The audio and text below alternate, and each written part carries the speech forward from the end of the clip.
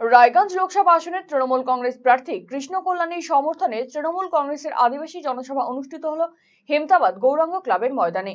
মঙ্গলবার বিকেলে এই কর্মসূচিতে উপস্থিত ছিলেন মন্ত্রী জ্যোৎস্না মার্ডি, হেমতাবাদের বিধায়ক তথা মন্ত্রী সত্যজিৎ বর্মন, তৃণমূল কংগ্রেস প্রার্থী কৃষ্ণ কল্যাণী, তৃণমূলের হেমতাবাদ ব্লক সভাপতি আশরাফুল আলী সহ অন্যান্যরা।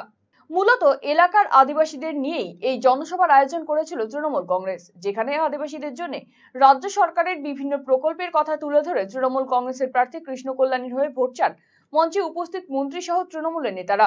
বক্তব্য রাখতে গিয়ে কৃষ্ণ কল্যাণী বলেন, কোভিডের প্রাক্কালে তার উদ্যোগে চলছিল নো ভাষণ কেবল রেশন কর্মসূচি। দুই দিনাজপুর এবং মালদা জেলা জুড়ে আদিবাসী সংগঠনকে সাথে নিয়ে এই কর্মযজ্ঞ চলছে। তিনি মিরওয়াল গ্রামকে দত্তক নিয়েছিলেন, সেখানে একের পর এক উন্নয়ন করেছেন।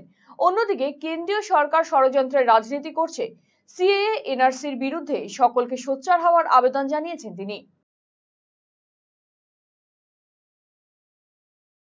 এই যে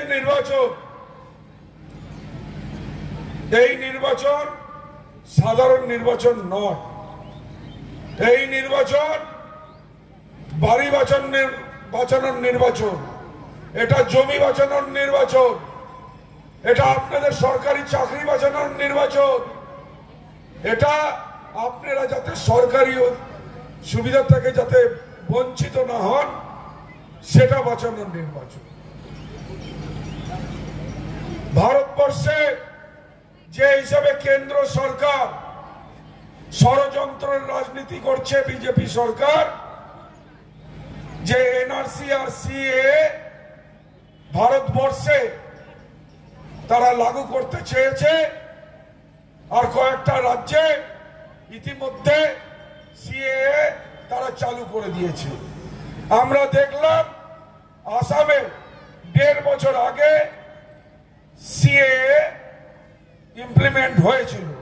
ওখানে 19 লক্ষ লোক ভারতবর্ষের নাগরিক না হওয়ার জন্য আবেদন করেছিলেন, আর তাদের মধ্যে থেকে আজকে 13.5 লক্ষ লোক ডিটেনশন ক্যাম্পে আছে। তাদের বাড়ি থাকা অবস্থাতেও বাড়িতে যেতে পারছেন না। যদি পশ্চিমবঙ্গে সিএএ লাগু হয় তাহলে আমাদেরও ডিটেনশন ক্যাম্পে যেতে হবে।